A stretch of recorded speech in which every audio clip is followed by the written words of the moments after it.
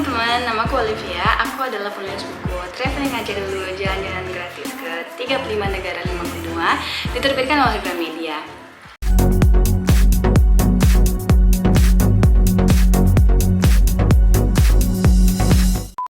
Tapi sekarang aku udah traveling ke sekitar 62 negara dan aku sekarang lagi di Costa Rica untuk melanjutkan perkuliahan S2 aku dengan beasiswa. Nah, bulan Oktober 2002 yang lalu aku sempat memperpanjang pasportku yang udah mau expire. Jadi memang kita harus memperpanjang paspor 6 bulan sebelum expired. Nah, aku melakukannya itu melalui aplikasi M-Passport. Di sini aku mau sharing prosesnya. Yang pertama adalah kita yang pastinya harus download aplikasi M-Passport.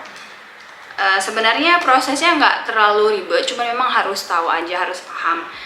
Nah, setelah di-download itu bisa kamu download melalui aplikasi, melalui Google Store, atau bisa juga di handphone iPhone kamu juga bisa di Apple Store kalau punya iPhone. Terus setelah di-download itu akan ada verifikasi, akan diminta untuk verifikasi. Nah, silahkan diverifikasi via email. Setelah itu kamu bisa mempersiapkan beberapa persyaratan. Karena aku memperpanjang paspor yang belum expired, jadi syarat itu gampang, cuma dua, yakni paspor lama sama KTP. Jadi di foto bagian depannya yang bagus, jangan kepotong gitu. Terus juga karena aku tuh waktu itu lagi ditugaskan di Tangerang oleh kantor, KTP ku tuh KTP Bali, nggak ada masalah. Jadi kamu sekarang bisa memperpanjang paspor di semua wilayah di seluruh Indonesia. Aku waktu itu juga nggak perlu punya surat keterangan domisili atau surat keterangan kerja di perusahaan, nggak perlu, cuma dua itu aja. Nah, setelah itu akan ada beberapa pertanyaan, ada beberapa kuesioner. Kamu isi aja, tinggal isi kayak nama lengkap, terus tanggal lahir dan lain sebagainya. Kemudian kamu tinggal pilih kantor imigrasi yang mana kamu mau melakukan prosesnya atau proses interviewnya.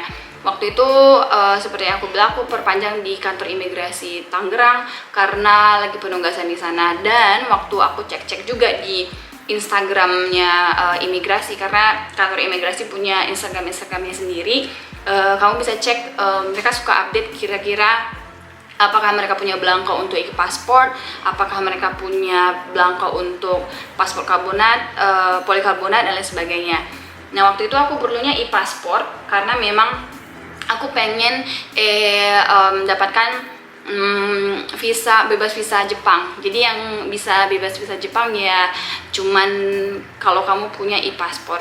Memang lebih mahal karena e-pasport itu biayanya 650.000, sementara paspor yang nggak e-pasport itu yang biasa itu 350. Kamu bisa memilih tanggal dan kuotanya.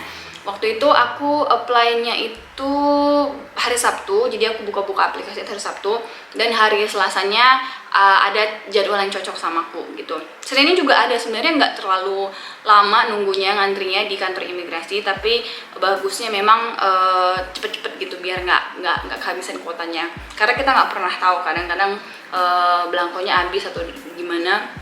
Jadi kalau memang butuh secepatnya untuk di-apply. Kemudian setelah mengisi informasinya kamu bisa bayar. Bayarnya itu ada berbagai cara, bisa via ATM, bisa via e-banking, bisa ke kantor pos atau marketplace. Kalau aku milihnya via Tokopedia karena udah kebiasaan bayar pakai Tokopedia, jadi biar nggak ribet.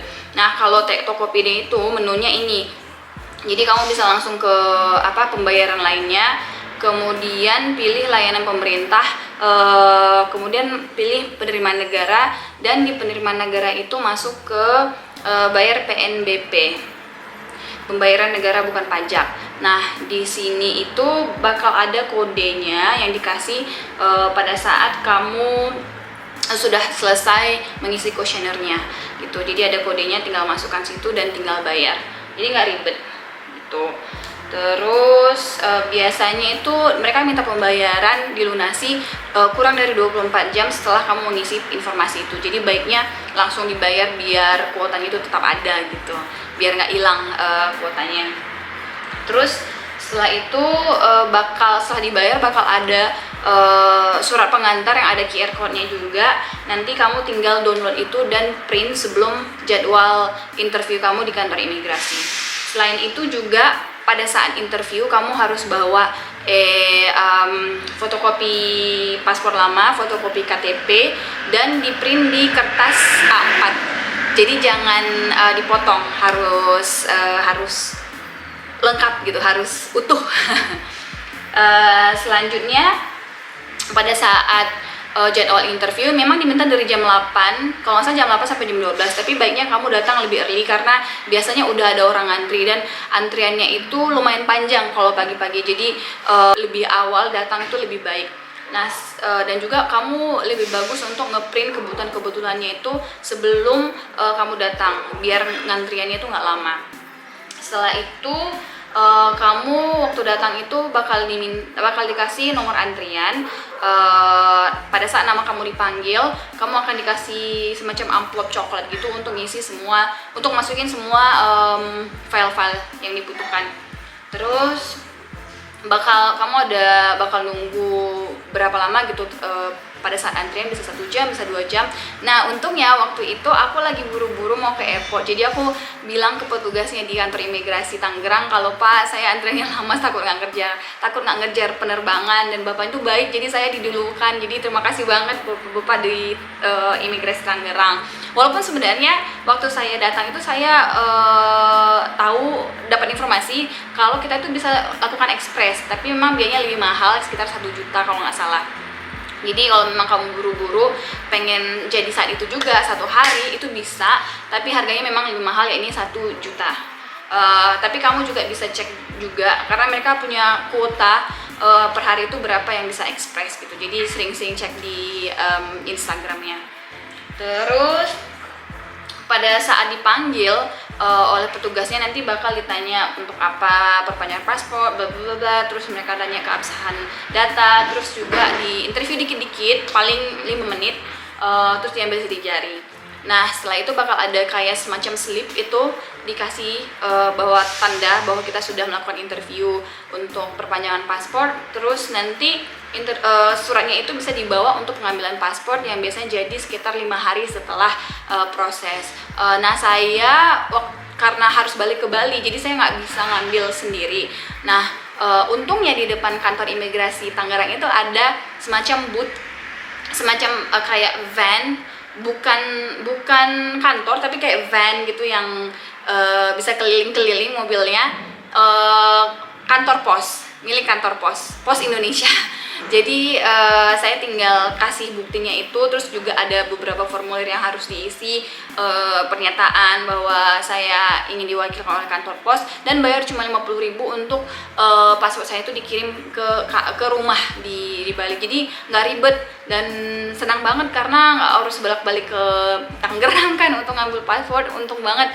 Dan kurang dari seminggu itu paspor saya sudah dikirim balik ke rumah, dan saya juga request agar paspor lama itu jangan diambil, jangan ditarik, karena saya masih punya visa Schengen yang masih berlaku waktu itu. Jadi tinggal request saja bahwa paspor lamanya juga dikirimkan gitu. Biayanya 50.000, dan ya itu tadi prosesnya sebenarnya nggak ribet, asalkan memang mengisinya itu tepat, mengisinya itu jelas, dokumennya itu lengkap, dan prosesnya itu sebenarnya nggak lama ya. Memang informasinya agak carut marut, cuman kalau datanya itu lengkap, filenya itu ada, itu nggak ribet.